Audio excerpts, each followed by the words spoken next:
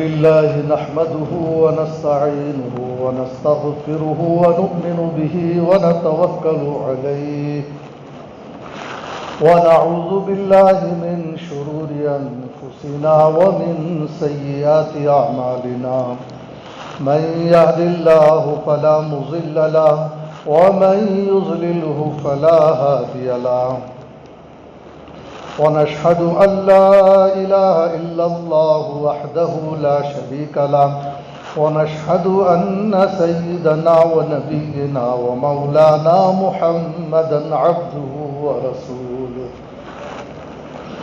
وصلى الله تعالى على خير خلقه محمد وعلى آله وأصحابه وبارك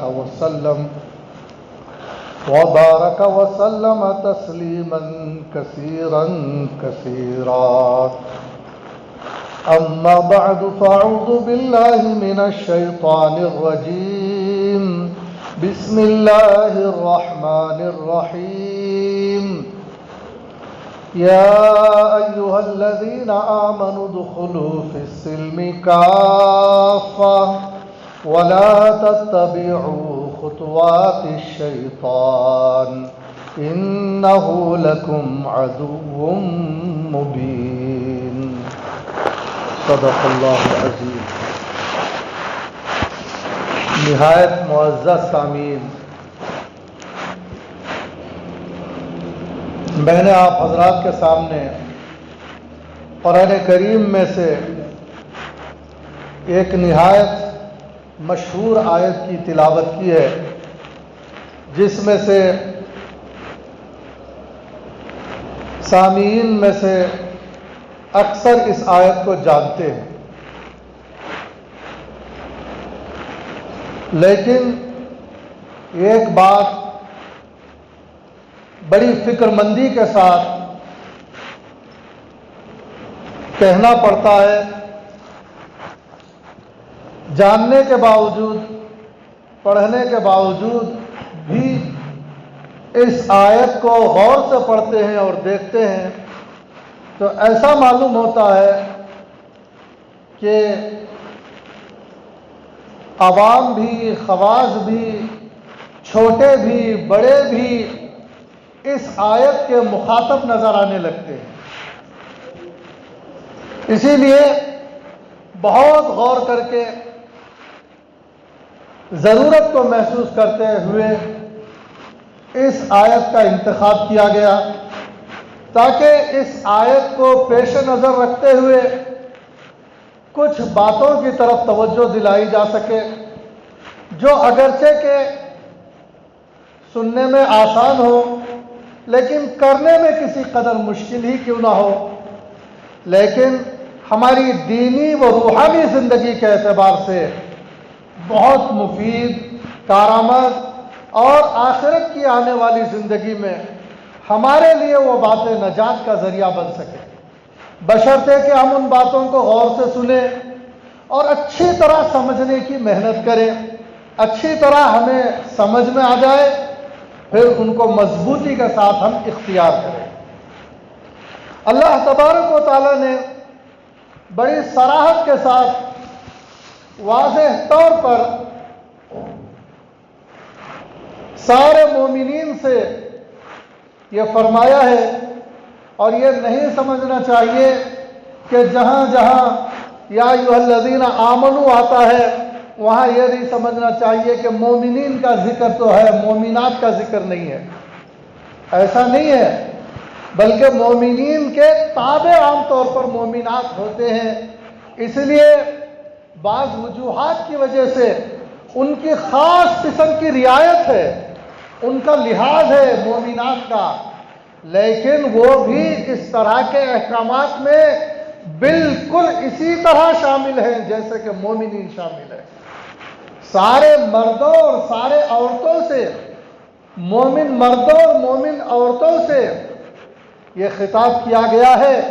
اور پھر آپ اور میں اچھی طرح جانتے ہیں کہ مومن کسے کہتے ہیں. مومن صرف ایمان کی باتیں کرنے والے کو نہیں کہتے، مومن صرف کلمہ طیبہ کو زبان سے لفظاً پڑھ لینے کو نہیں کہتے، مدارس میں بچے جانتے ہیں، چھوٹی جماعتوں کے طلبہ بھی جانتے ہیں، تصدیق قلبی کے ساتھ کلمہ پڑھنے کا نام مومن ہونا ہے۔ ایک آدمی ان غیبی حقائق کو جب پیغمبر علیہ السلام نے اپنے فرض منصبی کو نبھاتے ہوئے پیش کیا ہے، مومنین اور دنیا والوں کے سامنے، اس کو بعض نفوس نے اس کو دل سے سچا جانتے ہوئے اور اس کی تصدیق کرتے ہوئے، قلبی طور پر اسے مانتے ہوئے، زبان سے بھی کلمہ پڑھ لیا اور اللہ کی وحدانیت، اللہ کی ذات و صفات کی اپنی زبان اور قلب سے تصدیق کی، اور حضرت محمد رسول اللہ صلی اللہ علیہ وسلم کو اللہ کا بندہ اور اللہ کا بھیجا ہوا رسول تسلیم کیا۔ جنہوں نے اس بات کا اقرار کیا،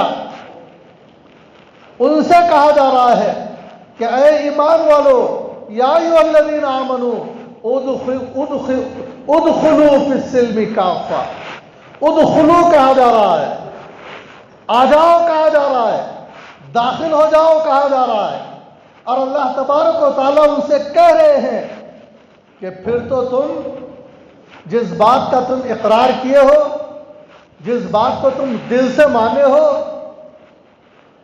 جب تم نے قرآن کو مانا ہے، حدیث کو مانا ہے، پیغمبر کو مانا ہے، آخرت کی زندگی کو تسلیم کیا ہے، ملائکہ کو مانا ہے، تقدیر کو مانا ہے، اور جتنے ایمانیات سے تعلق رکھنے والے شعبے جات ہیں، جب تم نے ان کو مانا ہے، تو اب دیر کس بات کی؟ ادخلوا فی السلم کافہ۔ اب اس اقرار کے بعد، ایمان لانے کے بعد، اب تم سے یہ مطالبہ کیا جا رہا ہے کہ پورے کے پورے تم اسلام میں داخل ہو جاؤ۔ یہ مطالبہ ہے اس آیت کا، یہ مطالبہ ہے اللہ کا۔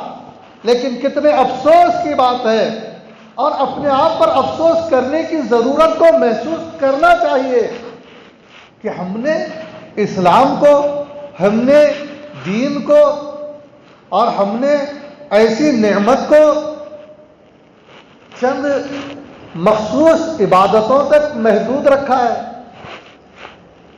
چند کاموں کے کر لینے کو ہم میں سے بعض لوگوں کا یہ خیال ہے کہ ہم پوری طرح دین میں داخل ہیں۔ بعض لوگ جن کو دین کا علم ہی نہیں ہے، جنہوں نے مدارس میں داخلہ نہیں لیا، جنہوں نے مکتب میں داخلہ لے کر دین کی ضروری باتیں بھی معلوم نہیں کی، اور وہ لوگ مسلم گھرانوں میں پیدا ہوئے، ان کا تو یہ حال ہے کہ بعض قسم کے خرافات، رسومات اور بدعات کو دین سمجھ کر انجام دے رہے ہیں۔ اب وہی لے کر پہنچیں گے آخرت میں کہ تم مسلمان تھے، دین پر چل کر آئے ہوں گے، تو وہ پیش کریں گے خرافات اور پیش کریں گے بدعات۔ جب کیا ہوگا؟ آدمی اپنی انگلیوں کو اپنے دانتوں تلے دبائے گا اور پسینہ پسینہ ہو جائے گا، پریشان ہو جائے گا، اور اس وقت پریشانی کا کوئی حاصل نہیں ہے۔ اس کا حل یہ ہے کہ علم دین حاصل کیا جائے، مدارس میں داخلہ لیا جائے، اور مکتبوں میں داخلہ لیا جائے، اور دین کو، عقیدے کیا ہیں، قرآن کیا ہے، حدیثیں کیا ہیں، اعتقادات کیا ہیں، ایمانیات کیا ہے، معاشرت کیا ہے، سیاست اسلامی کیا ہے، خانگی زندگی کیا ہے، یہ سیکھا جائے۔ اور اسی طرح بعض لوگ وہ ہیں جو مکتبوں میں تو نہیں پڑھتے، مدرسوں میں نہیں پڑھتے، لیکن کالجوں میں پڑھتے ہیں، یونیورسٹیوں میں پڑھتے ہیں، اور وہ لوگ اپنے آپ کو پڑھے لکھے سمجھتے ہیں، اور پڑھے لکھے ہیں بھی، لیکن وہ عصری تعلیم یافتہ ہیں، سائنس اور ٹیکنالوجی کی تعلیم یافتہ ہیں، وہ سائنسدان ہیں، وہ ڈاکٹر ہیں، وہ پروفیسر ہیں، وہ لائر ہیں، اور اسی طرح وہ کسی اور چیز میں ماہر ہیں، لیکن ان کی وہ تعلیم ان کو دنیا میں مناصب، ان کو جو ہے عہدے دلائے گی، منصب دلائے گی، ان کی جو ہے اس ناسوتی اور دنیاوی زندگیوں کے اندر عزت دلائے گی، آسانیاں پیدا ہوں گی، وہ عالیشان مکانات تعمیر کر سکیں گے، قیمتی کپڑے پہن سکیں گے اور قیمتی گاڑیوں میں پھر سکیں گے۔ یہ کام تو ان کا ہو جائے گا اس سے، لیکن یہ پڑھ کر یہ سمجھنا کہ ہم کو دین بھی سمجھ میں آتا ہے، ہم کو ایمانیات بھی سمجھ میں آتے ہیں، ہم کو عبادات بھی سمجھ میں آتی ہے اور ہم کو اسلامی معاشرت بھی سمجھ میں آتی ہے، یہ سمجھنا بھی آخرت کے اعتبار سے اپنے بارے میں بڑی سنگین بھول ہے۔ بلکہ یہ سوچنا چاہیے کہ اگر مجھے قرآن کا علم نہیں ہے، صرف دنیاوی تعلیم ہے، انگریزی تعلیم ہے، اور پھر میری صرف دنیا کی زندگی نہیں ہے، آخرت کی بھی زندگی ہے، اور اگر دین کا علم حاصل نہیں کیا ہے تو ہر مرد عورت، ہر لڑکا لڑکی کی یہ ذمہ داری ہے کہ اپنی انگریزی تعلیم کے ساتھ اسکول اور کالج یونیورسٹیوں کی تعلیم کے ساتھ ایک دینی سبجیکٹ کو ضرور پڑھے۔ ایسا سبجیکٹ، ایسی کتاب اپنے اسکول کی کتابوں کے ساتھ رکھے جو عقائد کی ہو، جو عبادات سکھانے والی ہو، جو سیرت کی تعلیم دینے والی ہو، جس کے اندر دینی مسائل کی باتیں ہوں، جس کے اندر قرآن کی تجوید کی باتیں ہوں، جس کے اندر ذکر کی اہمیت بتائی گئی ہو۔ اس طرح کی باتیں علماء نے لکھی ہیں، انگریزی میں بھی موجود ہیں، کنڑ میں بھی موجود ہیں، اردو میں تو بے شمار کتابیں موجود ہیں۔ اردو کی کتابیں لیں اور اس کو روزانہ آدھا گھنٹہ، 1 گھنٹہ پڑھنا شروع کریں، وہ بھی پڑھیں، یہ بھی پڑھیں۔ دین کی تعلیم کو تفصیل کے ساتھ بھی جن کو پڑھنے کا موقع ہے تو اردو پڑھیں، فارسی پڑھیں، عربی پڑھیں، اردو کتابیں پڑھیں، فارسی کتابیں پڑھیں، عربی کی کتابیں پڑھیں، 10 سال پڑھیں، 15 سال پڑھیں، 20 سال پڑھیں، اور سمجھنے کی کوشش کریں کہ اللہ نے کیا فرمایا ہے، احادیث میں مجھ سے کیا مطالبہ کیا گیا ہے، اور اسی طرح سیرت سے مجھے کیا اسباق مل رہے ہیں، اور صحابہ کی زندگیوں سے کیا سبق مجھے زندگی میں مل رہے ہیں۔ اور جس کے پاس اتنا موقع نہیں ہے، اسے ایجوکیشن کی محنت کرنا ہے، اسے اچھا پرسنٹیج لانے کی فکر ہے، لیکن اسے بھی ضروری طور پر 1 سال یا 2 سال یا 5 سال روزانہ 1 گھنٹہ یا 2 گھنٹے، اگر بہت اچھا ہے 3-4 گھنٹے بھی اگر نکال سکتا ہے اپنی کالج کی مصروفیات کے ساتھ، تو نکال کر سمجھنے کی کوشش کرے، اسلام کو سمجھے۔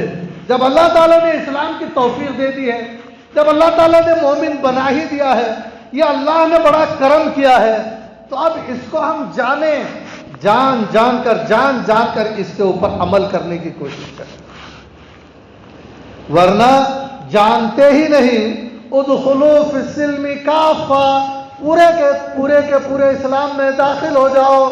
کیسے داخل ہو جائیں گے؟ کیسے اعتقادات کو پوری طرح اختیار کر لیں گے جبکہ پڑھے ہی نہیں کوئی عقائد کی کتاب؟ کیسے پوری طرح نماز کو نبھا لیں گے، عبادتوں کو نبھا لیں گے، عبادات کے متعلق کوئی کتاب ہی نہیں پڑھے، دین کا علم ہی حاصل نہیں کیے؟ سیرت کے روشن پہلوؤں کو کیسے اختیار کریں گے؟ سیرت النبوی صلی اللہ علیہ وسلم کی ایک چھوٹی سی کتاب بھی نہیں ختم کیے۔ اب پڑھ لینے کے بعد، اور صرف پڑھ لینا نہیں ہے، اچھی طرح سمجھ کر پڑھ لینا ہے، اور اچھے سمجھدار لوگوں سے سمجھنا ہے، اور اچھے محققین سے تعلیم حاصل کرنا ہے، علماء سے، مفتیان اکرام سے تعلیم حاصل کرنا ہے، اپنے طور سے نہیں، کیونکہ کتابوں میں بعض باتیں آسان ہوتی ہیں، بعض باتیں مشکل ہوتی ہیں۔ اردو کی کتابوں میں بھی بعض باتیں علماء سے سمجھنے کی ہوتی ہیں، اردو تفسیر میں بھی بعض باتیں علماء سے سمجھنے کی ہوتی ہیں۔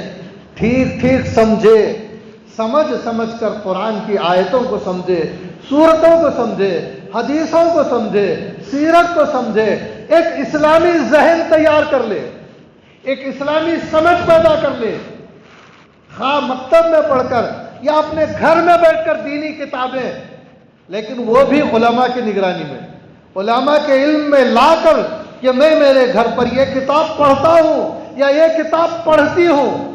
اگر عورتیں لڑکیاں ہیں تو کہیں کہ میں یہ کتاب پڑھ رہی ہوں، سیرت کی میں یہ کتاب پڑھ رہی ہوں. اپنے والد سے کہے کہ جہاں مجھے دشواری ہوگی وہ میرا مشکل مقام حل کر دیا جائے.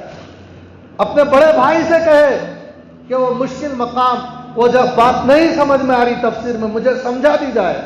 اور دیندار والدین کو اگر سمجھ میں آتا ہے تو سمجھائیں، نہیں تو ان کے سمجھنے کا انتظام کریں. ایسی عورتیں ہیں جو دین کی باریک سمجھ رکھتے ہیں، ان کی طرف ان کو رجوع کرائیں، یا مدارس کو آ کر علماء سے وہ مقام پوچھ کر جا کر سمجھائیں. ذہنی حل کریں اور دماغی طور پر اسلام کی خوبیوں کو جانیں اور سمجھیں. اس کے بعد یہ آیت پڑھیں ادخلوا فی السلم کافہ، کہ پورے کے پورے اب اسلام میں داخل ہو جاؤ.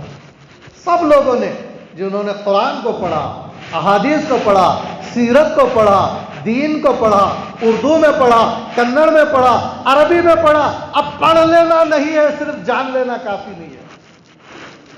جان لیے ہاں اعتقاد یہ ہے، اور جان لیے ہاں یہ عقیدے ہیں، یہ اعمال ہیں، گناہ کی یہ باتیں ہیں، نیکی کی یہ باتیں ہیں، جان لیے. لیکن اسلام ایک نظام حیات کا نام ہے. اسلام اطاعت و فرمانبرداری کا نام ہے. علم تو آ گیا دین کا، کسی بھی طرح آ گیا، مدرسے میں آ گیا یا مکتب میں آ گیا یا انفرادی طور پر علماء سے پوچھ پوچھ کر آ گیا. دین کا علم آنے کے بعد زندگی میں دین نہیں آیا، خوف خدا نہیں آیا، اور اللہ تعالیٰ کی محبت نہیں آئی. عورتیں ہیں تو ان کے اندر پردہ نہیں آیا، مرد ہیں تو ان کے اندر نمازوں کی پابندی نہیں آئی، تلاوت کا کوئی معمول نہیں، ذکر کی کوئی پابندی نہیں، گناہوں سے بچنے کا کوئی اہتمام نہیں. تو یہ بھی اللہ کا راستہ نہیں ہے، یہ بھی دین اسلام پہ مکمل طور پر داخلہ لینا نہیں ہے، بلکہ یہ ہے کہ دین اسلام کی تعلیم حاصل کرنا ہے. ادخلوا فی السلم کافہ نہیں ہے، ادخلوا فی السلم کافہ یہ ہے کہ اچھی طرح دین کا علم حاصل کرو اور اپنی زندگیوں کو اس کے مطابق ڈھال لو. مختصر طور پر دین کا علم حاصل کیے ہیں، اسی مختصر طور پر جتنی ضروری معلومات ہوئے ہیں اس کے مطابق اپنی زندگی کو ڈھال لو اور آخرت میں عذاب سے بچ جاؤ. آخرت میں اللہ تعالیٰ کے وعدوں کے لینے والے بن جاؤ. اگر تفصیلی طور پر علم حاصل کیے ہیں تو تفصیلی طور پر دین پر چلنے والے بھی بن جاؤ. تفصیلی طور پر دین کا علم حاصل کیے ہیں تو تفصیلی طور پر خدا سے ڈرنے والے بھی بن جاؤ. ادخلوا فی السلم کافہ، پوری طرح اسلام میں داخل ہو جاؤ. اعتقاد کے اعتبار سے بھی داخل ہو جاؤ، اعمال کے اعتبار سے بھی داخل ہو جاؤ. ایسا نہیں کہ اعتقادات تو ٹھیک ہیں، اعمال میں کچے ہیں. عقیدہ ٹھیک ہے لیکن فجر میں غیر حاضر ہے، عشاء میں غیر حاضری ہے. اعتقاد تو ٹھیک ہے لیکن یہ آدمی صحیح العقیدہ سمجھا جاتا ہے لیکن اعمال میں بالکل کچا ہے. ایسا نہیں ہے، بلکہ اعتقادات بھی ٹھیک رکھے اور اعمال میں بھی بالکل مضبوطی کے ساتھ قائم رہے. 5 وقت کی نماز پڑھے، رمضان کے روزے رکھے اور ٹھیک طور پر زکوٰۃ دے، اور حج جب فرض ہو جائے تو حج کو جائے، اور پھر معاشرت بھی اپنی اسلام کی رکھے. ایسا نہیں کہ عقیدے ٹھیک کر لیا اور نماز ٹھیک کر لیا اور نمازوں کا عبادتوں کا پابند ہے لیکن تجارتوں کا علم، تجارتوں میں جو ہے دین میں قائم نہیں ہے. دکان میں بھی، دفتر میں بھی دین پر قائم رہے. اور تخت پر بیٹھا ہے، تخت نشین ہوا ہے، اس پر بیٹھ کر بھی وہاں بھی اسلام رہنمائی کرتا ہے کہ اب تم کو کیسے خدا تعالیٰ کی ناراضگی سے بچنا ہے، تم کس طرح اس عہدے پر بیٹھو گے تو قیامت میں پکڑے جاؤ گے، اور کس انداز سے تم اس میں وقت گزارو گے اور اس عہدے کو نبھاؤ گے تو قیامت کے دن جزا پاؤ گے. اسلام تو ایک مکمل نظام حیات ہے، ہر جگہ رہنمائی اسلام کرتا ہے. ایسا نہیں ہے کہ اعتقادات دے دیا اور عبادت دے دیا اور مسجد میں بس جو ہے آپ کی رہنمائی کرتا ہے لیکن گھر میں رہنمائی نہیں کرتا. آپ جب گھر میں موجود ہیں اسلام کی روشنی میں موجود رہیں. آپ بازار میں موجود رہیں، اسلام کی روشنی میں موجود رہیں، اور آپ رات گزاریں تو اسلامی تعلیمات کی روشنی میں اپنی رات کو گزاریں، اور آپ دن گزاریں تو اسلامی تعلیمات کی روشنی میں دن گزاریں۔ ایسا نہیں کہ عبادات میں تو دین کو لے لیا لیکن تجارت اور معاشرت میں دین کو چھوڑ دیا، خوشیوں میں تو دین کو لے لیا، غم کے موقع پر دین کو چھوڑ دیا۔ غم کے موقع پر شادی کا موقع ہے، اسلام رہنمائی کرتا ہے کہ کیسے شادی کی جاتی ہے۔ غم کا موقع ہے، جنازہ ہے، اسلام رہنمائی کرتا ہے کہ کیسے غم منانا ہے۔ ہر جگہ پر اسلام کی تعلیمات کی رعایت کرتے ہوئے، اسلام کے مطابق تجارت، اسلام کے مطابق نمازیں، اسلام کے مطابق تجارت، اسلام کے مطابق غم۔ شادی ہوتی ہے، بیوی کے ساتھ زندگی گزار رہا ہے اسلام کے مطابق۔ ایسا نہیں کہ بیوی کی محبت میں عبادات میں کوتاہی ہو رہی ہے، یا بیوی کی محبت میں یا بیوی کی بے دینی کی وجہ سے اس کی بے دینی میں برابر کا شریک ہوتا چلا ہے، یا بیوی تو دیندار ہے لیکن شوہر کی محبت میں عبادات میں کوتاہی کر رہی ہے، یا شوہر بالفرض دیندار کم ہے تو اس کی رعایت میں بے دینی کے کاموں میں شریک کار بن رہی ہے۔ ایسا نہیں ہے۔ ایک مخلص مومن، ایک مخلص مومنہ، وہ کسی صورت میں کسی کی رعایت میں بھی، تجارت کی رعایت یا معاشرت کی رعایت یا شوہر کی رعایت، یا شوہر ہے تو بیوی کی رعایت، یا ایک دوست کی رعایت میں بھی اگر دین کے کسی ضروری حصے میں کمی کر لے گا یا کسی منع کردہ چیز کو اختیار کر لے گا تو وہ بھی ادخلوا فی السلم کافہ نہیں ہے، وہ بھی پوری طرح سے آخرت کی کامیابی نہیں ہے، بلکہ وہاں کہنا پڑے گا کہ میں مسلمان ہوں، میں مومن ہوں، اور قلبی جذبات کے ساتھ مومن ہوں، ذہنی طور پر مسلمان ہوں، سیریس طور پر مسلمان ہوں، میں اس سلسلے میں سنجیدہ ہوں۔ میں کسی صورت کے اندر اپنے دین میں کمی آنے نہیں دے سکتا، نہ میں اپنے ایمان میں کمی آنے دے سکتا ہوں، نہ اپنے اعمال میں کمی آنے دے سکتا ہوں، نہ تجارت شریعت کے خلاف کر سکتا ہوں، نہ سفر شریعت کے خلاف کر سکتا ہوں، نہ خوشی بنا سکتا ہوں، نہ غم بنا سکتا ہوں۔ میں ایسا ہوں اور اسی میں اپنی نجات اور کامیابی سمجھتا ہوں، اور میں اس زندگی کو اپنا آخرت کا سرمایہ سمجھتا ہوں۔ یہ آپ کو سمجھانا پڑے گا۔ شوہر ہے تو بیوی کو یہ بات سمجھانی پڑے گی، بیوی ہے تو یہ بات شوہر کو سمجھانی پڑے گی، اگر باپ ہے تو بچوں کو سمجھانا پڑے گا کہ بچوں کہ جو ہے دینی معاملات میں تو میرا یہ معاملہ ہے اور آپ کو بھی میرا شریک کار بننا چاہیے۔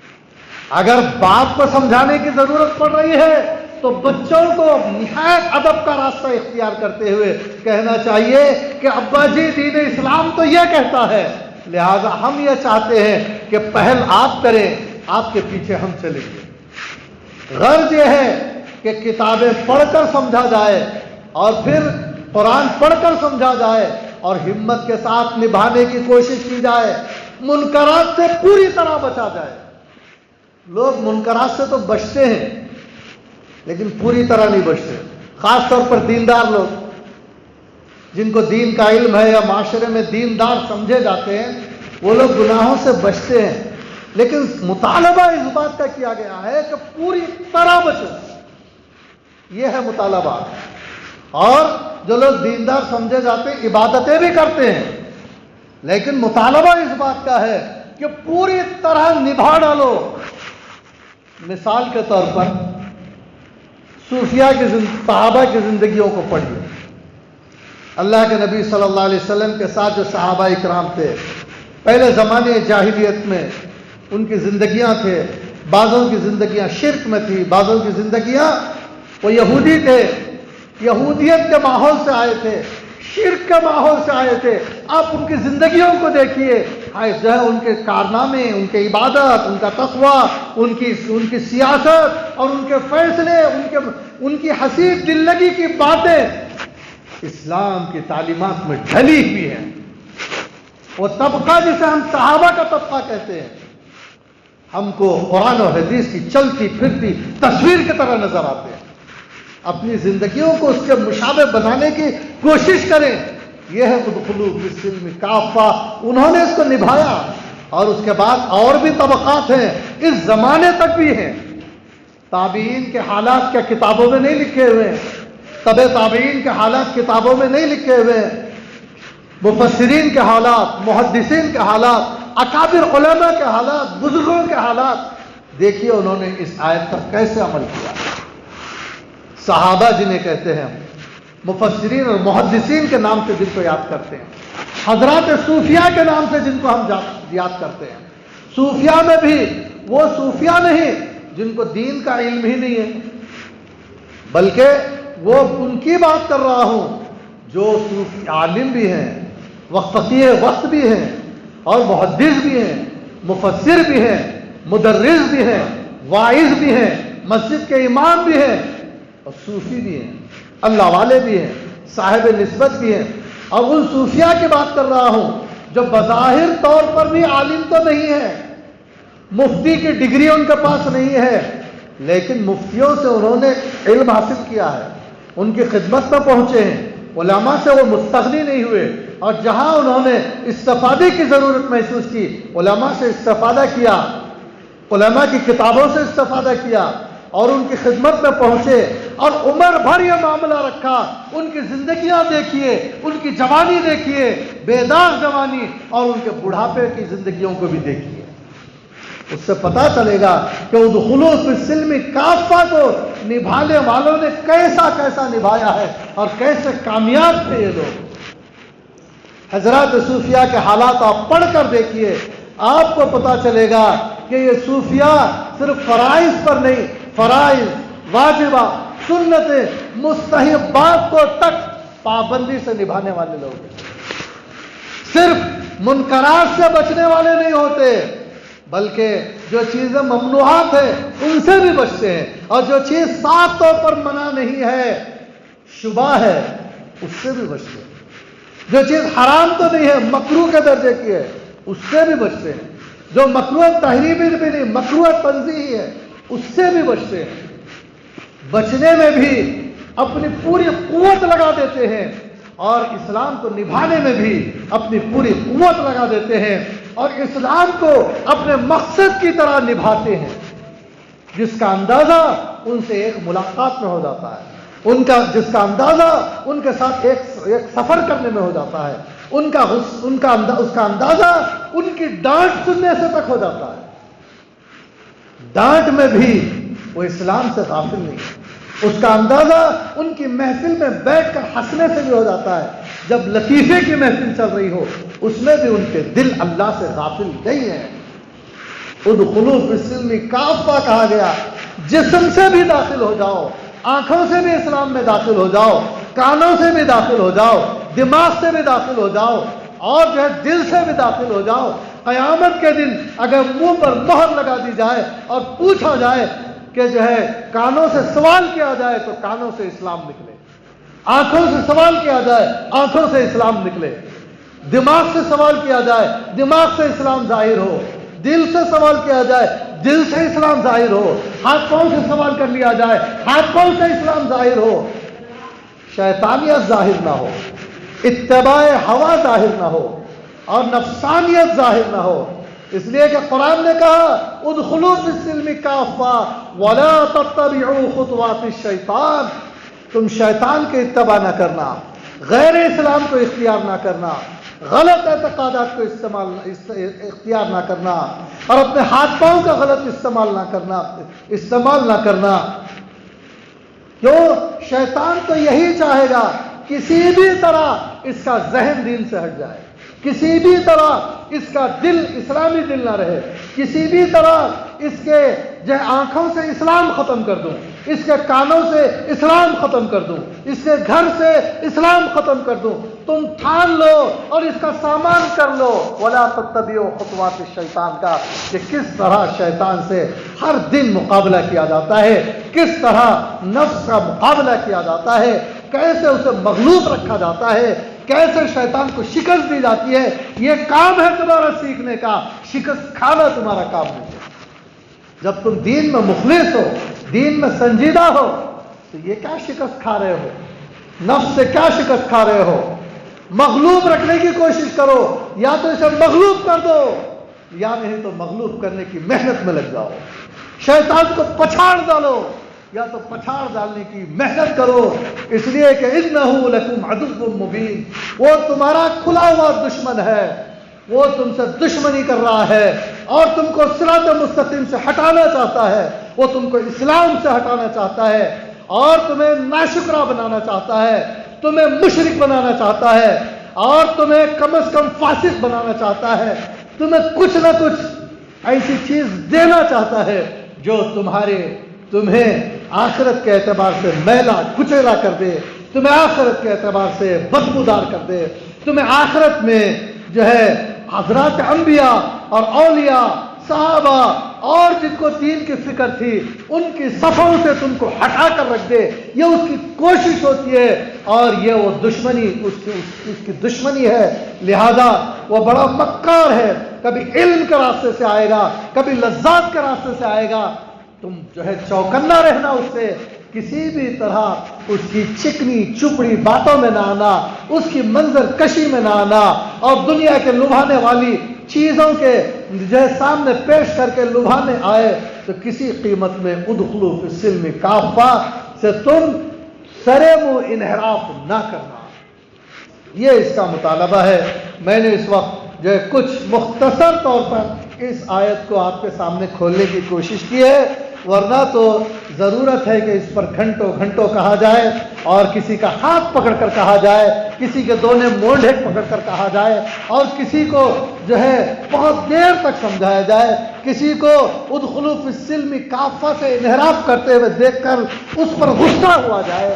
ضرورت تو اس بات کی ہے، لیکن اس وقت موقع اتنا ہے، اس وقت کے موقع کے مطابق میں نے آپ حضرات کے سامنے کچھ باتیں عرض کر دی ہیں۔